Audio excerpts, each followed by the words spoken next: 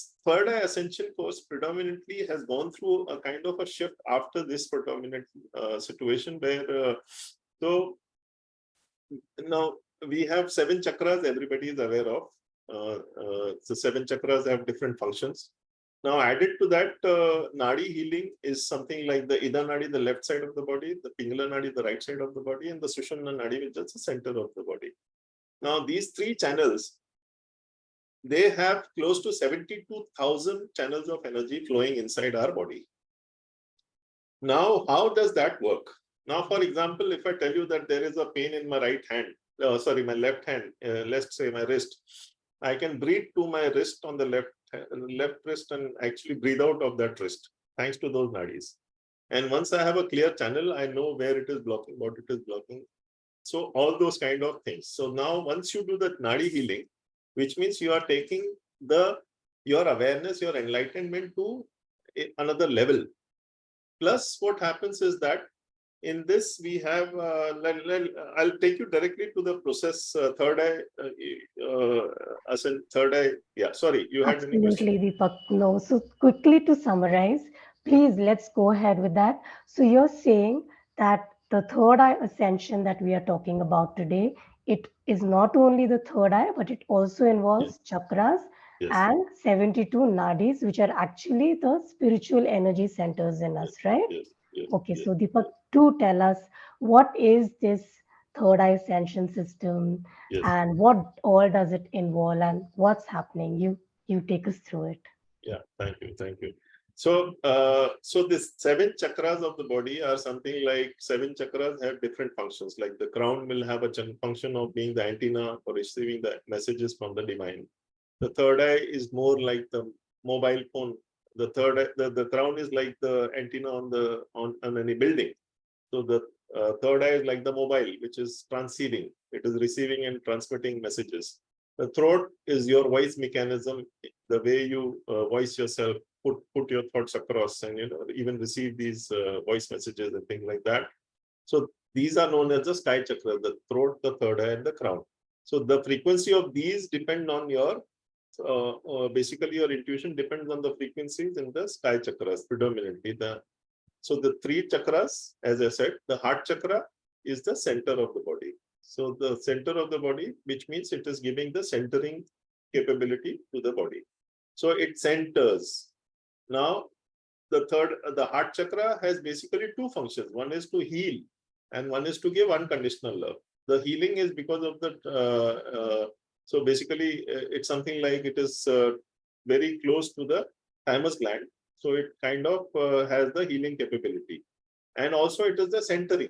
So what happens is that moment you are in any darkness or any kind of confusion, just put your hands on your heart chakra for 5 minutes and just see the kind of peace you will get, because it kind of just brings you back to your current situation. Because we live too much in the past and the future. We forget what is the present. So just brings it brings us to the present and just so that's the heart chakra for us. So all bitterness, worry, sorrow, which we carry from various relationships and various expectations of people around us, it kind of affects our heart chakra and imbalances that. So this is the heart chakra. The solar plexus chakra is all about confidence. It is the energy center, as they say, the Agni space. So the solar plexus is all about confidence. Overconfidence is an imbalance. Underconfidence is an imbalance. The proper confidence is an imbalance. Is not an imbalance. Now, a lot of people say that, like a lot of people will, if I tell, if I ask a question about something, about some works, let's say someone has done, so a person starts defending their work. So that is where it is saying that they are underconfident. And some places, even if they have done something wrong, they don't accept it. That is overconfidence.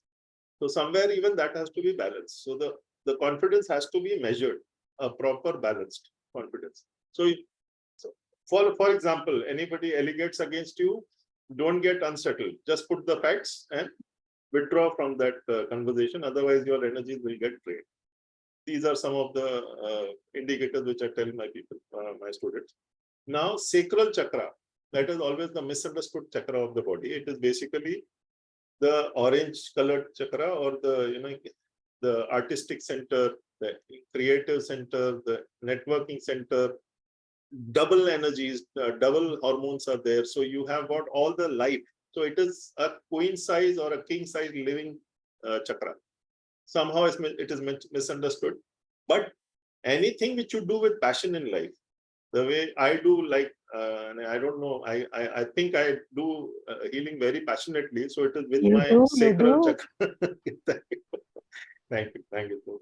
So I do, so all things that you do with passion in life is the sacral chakra is the one, the pushing factor, and it gives you double the energies. And anything which you do with passion in life will always get you the best results.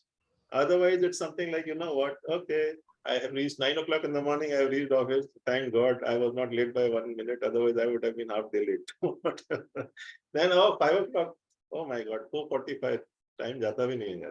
So anyway, it's 5 o'clock, 5 o'clock, bye-bye, see you. But something like you look each day, finishing each day is the purpose. Here, it's when you are passionate, then you feel, my God, 8 hours, 9 hours too less. I should have more time. So that is the difference between passion and actual only working. So somehow the sacral is a big contributor to that. Now the root chakra is our base. It keeps us entrenched, firmly entrenched. And our faith doesn't waver. So first of all, do we have faith in ourselves? Yes or no? That is where our whole root chakra will start either, wobbling or staying firm, whichever way it is. So anybody raises any doubt on something, you start kicking yourself. You start using yourself as the punching bag. Oh my, I told you, something you did wrong, whichever way. So that is where, so when people start questioning you, is when you actually understand whether, you're really loving yourself or you're a self-critic. So the root chakra gives us balance. Now, as far as the chakras are concerned, everybody mostly understands that. Now, the Ida Nadi, the Pingala Nadi, and the Sushumna Nadi, these three are the nadis which are the channels. It's something like, let's say there is a switch in every room, and then there are these wires which are reaching out to those various switches which are everywhere across. So now you're healing even those wires. It's not only the switches, but even the wires are being cleansed by this. So what will happen literally is that the chances of a fire or a short circuit minimize more further. Forget about that. But it increases the, let's say the bulb is lighting at a lower voltage. And in case, because of some imbalance or some energy not reaching properly. So once you energize these wires also, so it's something, how do diseases happen? Diseases happen because there is a flow of energy which is lacking to that particular place, let's say. Now, if God forbid, anybody has got a bruise anywhere in their lives, they will see it starts getting blue, then purple, and it kind of changes all shades. Why does that happen? Because somewhere there is a block which gets created. Now, this is a physical block which is seen. There are many blocks. If you see, people will have sciatica, pain. There is no block, visible block, but not even, it can be seen, but the pain is there. So what happens? Why does this happen? There are 5 viscerals in the body which kind of flare up, like the heart, lungs, liver, kidneys, and so heart, lung, liver, kidneys, spleen, and kidneys, liver. Yes. So 5 of them, and then the large intestine also is somewhere affected. The gallbladder is also affected. So all these things kind of contribute to the overthinking. The amygdala of the brain is somewhere the trauma center of the body, which is actually more covered in the inner child healing. But here, why I'm saying this, because even the nadis get affected because of these things. And at least if you clear the nadis, so nadis, once you clear these nadis, because a lot of people will have some pain in the left hand, unexplained. Some people will have in the right hand, somewhere, some people will have in the head. Some people will have some sort of, like, let's say, some fear related, kidneys get affected, knees get affected. So likewise, there will be so many things which will be showing up, manifesting. Now, if you ask them, they will not know. They will go to a doctor who will just give them some painkiller, and that's the end of the story. So it just keeps, you just have painkiller, you're done, sorted. So it's something like it just keeps going on like that. Maybe because the root cause is not known why it is happening, because of so many emotions which we somehow don't release. So how does this? So the three nadis, once we clear them, I have seen magical things happening. Like recently, there was a person who came to me because he was having a doubt that anybody looking at him, even looking at him, he will think that this guy is plotting against me. So he had it inside him because someone had fed it into his mind. So anybody even smiling to him, oh, he's smiling because he's plotting against me something. So it went to that extent that the doctor was about to take him into maybe consultation or whatever therapy, and he shifted out from a particular home and went to another home just to avoid these people. That kind of it became so bad. So just by after a week or 10 days of this nadi healing, it became so good that his sister, who in fact referred, she kind of said that, what is this happening? Something has changed on him. And in fact, I last even was trying to talk to him to get into the same home, face his fears, so that he should not get affected by those fears even going forward. So that is the changes which I am looking at in people within 10 days time.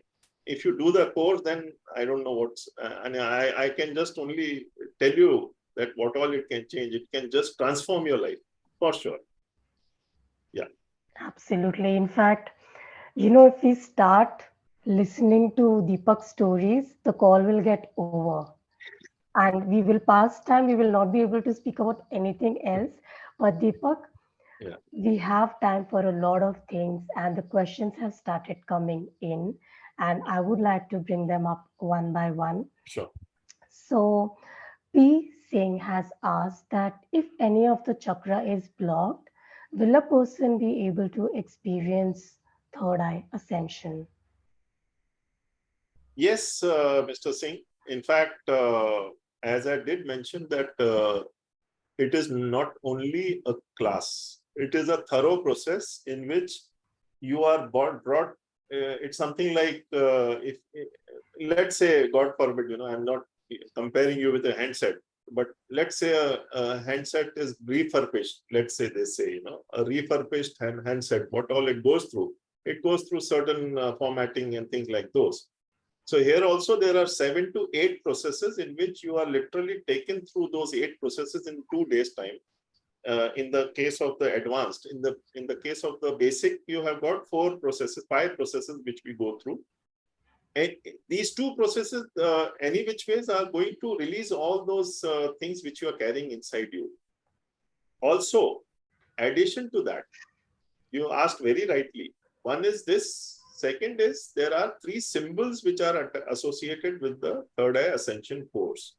The 3 symbols are the physical healing symbol, which takes care of the physical as mentioned. Then the second is the emotional healing symbol, which is clearing the emotional aspects of the healing. The third is the clearing symbol. So the clearing symbol is anyway taking care of the hormonal imbalances, the masculine and feminine energy imbalances always. So the 3 symbols also take care of you.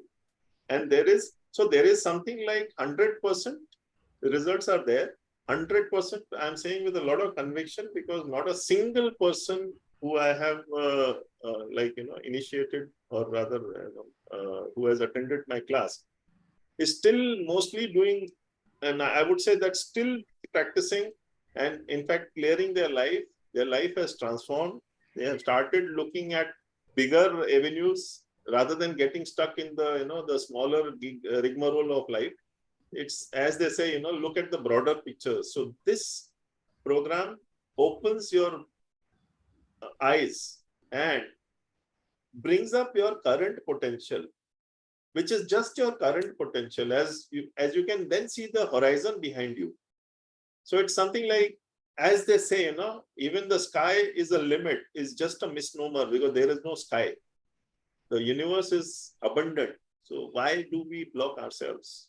Is what my simple question is. And this is what this program inculcates, that you have no limits. Please don't limit yourself.